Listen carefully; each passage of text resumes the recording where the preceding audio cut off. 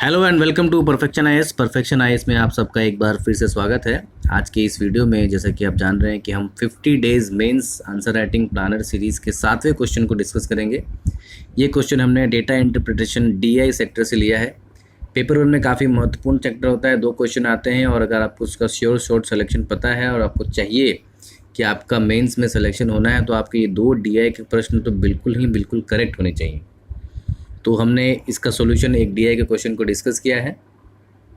इसका आंसर इस PDF form में आपको हमारे टेलीग्राम चैनल पर मिल जाएगा। आप उससे ज्वाइन करने के लिए हमारे डिस्क्रिप्शन बॉक्स में दिए गए लिंक पर क्लिक करके हमारे टेलीग्राम चैनल को ज्वाइन कर सकते हैं।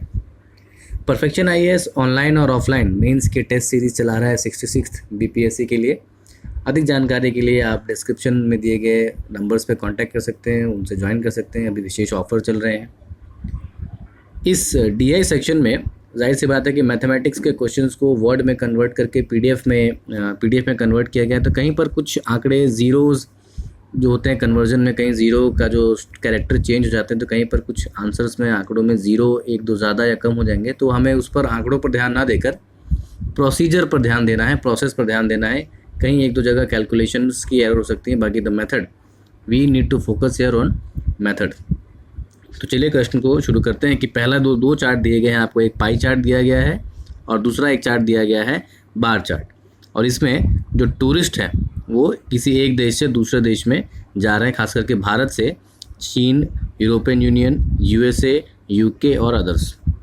यहाँ आपको ध्यान रखना है कि करंट अफेयर से भी रिलेटेड क्वेश्चन है कि जो यूके है वो अब यूरोपियन यूनियन का पार्ट नहीं रहा है, वो अलग हो गया है। So that is also important for understanding the DI questions.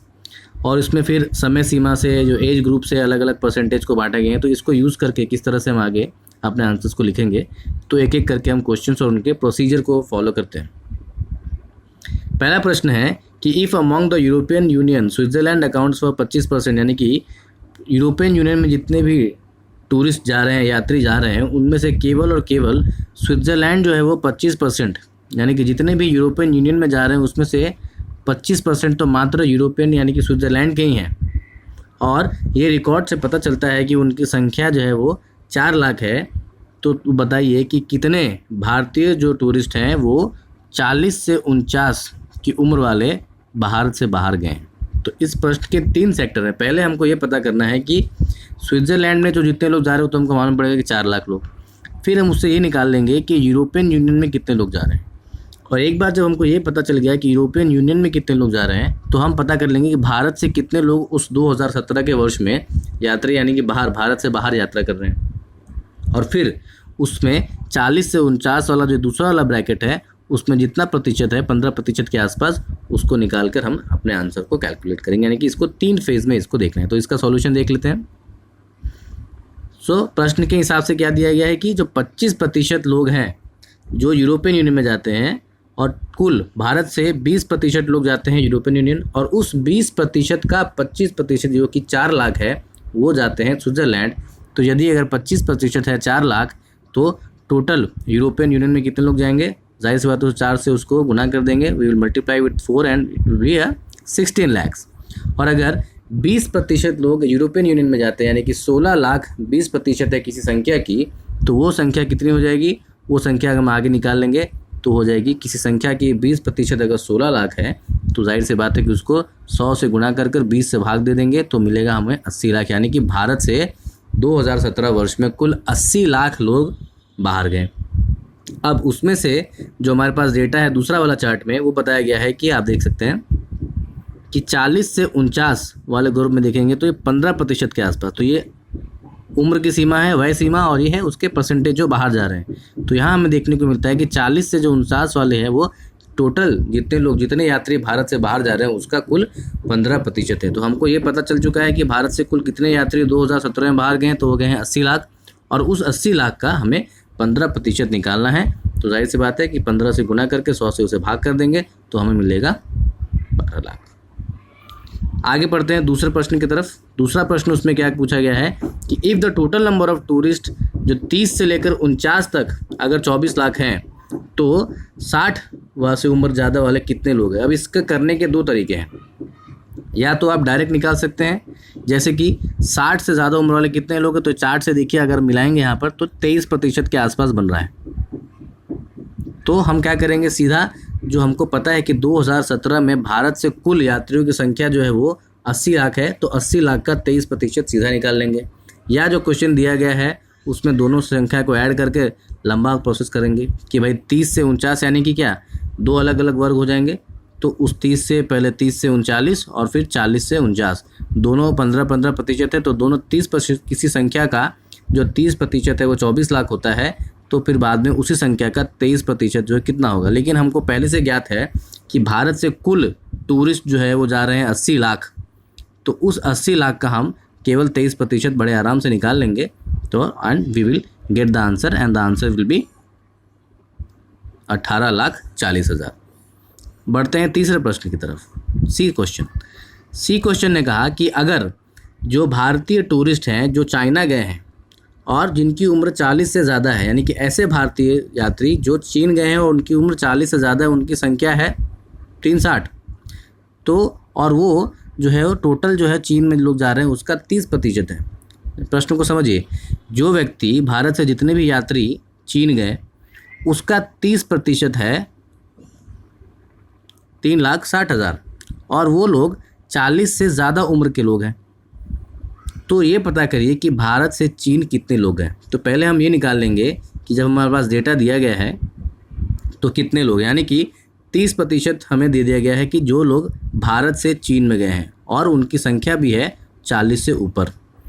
तो 1% अगर हमको मिल गया तो हम ये पता कर लेंगे कि कितने लोग, ठीक है, अगर किसी संख्या का 30% 3,60,000 है तो वो पूरा कितना हो जाएगा।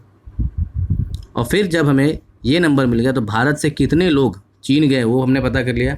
और फिर दूसरे प्रश्न का उसी पार्ट में पूछा गया है कि 40 से कम वाले लोग, ठीक है, how many of the tourist went of other age group, यानी कि 40 से अलावा कितने लोग, अदर एज ग्रुप के कितने लोग हैं। तो उसको हम साइड से बात है कि जो हमको पूरी संख्या मिली उसमें से जो पहली वाली संख्या दी गई थी उस संख्या को हम घटा देंगे और हमें ये डेटा मिल जाएगा। एक बार फिर से समझ लेते हैं कि प्रश्न में ये दिया गया है कि भारत से चीन जाने वाले लोगों की संख्या खास करके उस एज ग्रुप में जो 40 से ऊपर हैं वो है 30% और जिसकी संख्या हमको मिलती है 3,60,000। तो हम क्या करेंगे कि किसी संख्या का हमें 30% दिया गया तो हम उस संख्या को पहले फाइंड कर लेंगे और इससे हमें ये ज्ञात हो जाएगा कि चीन में कितने लोग गए, और जब चीन में इतने लोग गए उसमें से दूसरे वह मर्यादा के दूसरे एज ग्रुप के कितने लोग हैं, तो पहले दिए गए 40 वाले एज ग्रुप से उसको घटा देंगे तो जो हमें मिलेगा वो फिर उस एज ग्रुप का होगा। अब देखते हैं चौथे प्रश्न को कि अगर ये मान लिया जाए कि 2017 के मुकाबले 2018 में जो यात्रियों की संख्या है उसमें 20% की वृद्धि हुई है, तो कितने नंबर ऑफ जो टूरिस्ट होंगे, यानी कितने यात्री होंगे जिनकी संख्या, जिनकी उम्र जो है 30 से कम होगी 2018 में।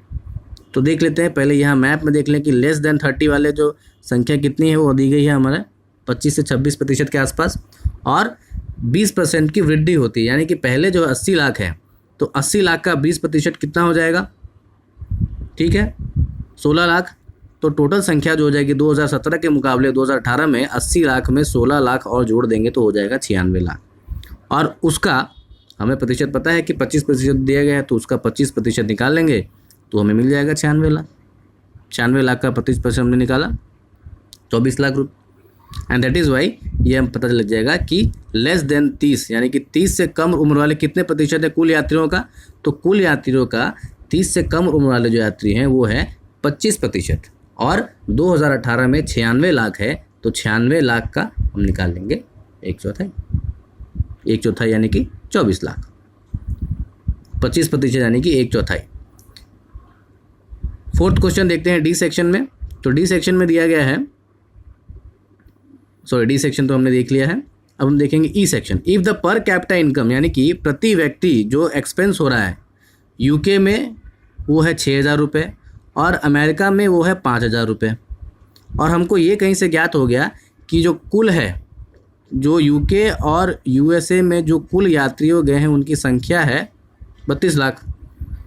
तो ये पता करिए कि कुल खर्च कितना हुआ है। तो पहले हमें ये पता करना होगा कि यूके में कितने यात्री गए हैं और यूएसए में कितने यात्री गए हैं। जैसे ही हमको ये ज्ञात हो जाएगा, दोनों में जो पर व्यक्ति खर्च है उसको गुना करके दोनों को ऐड कर देंगे।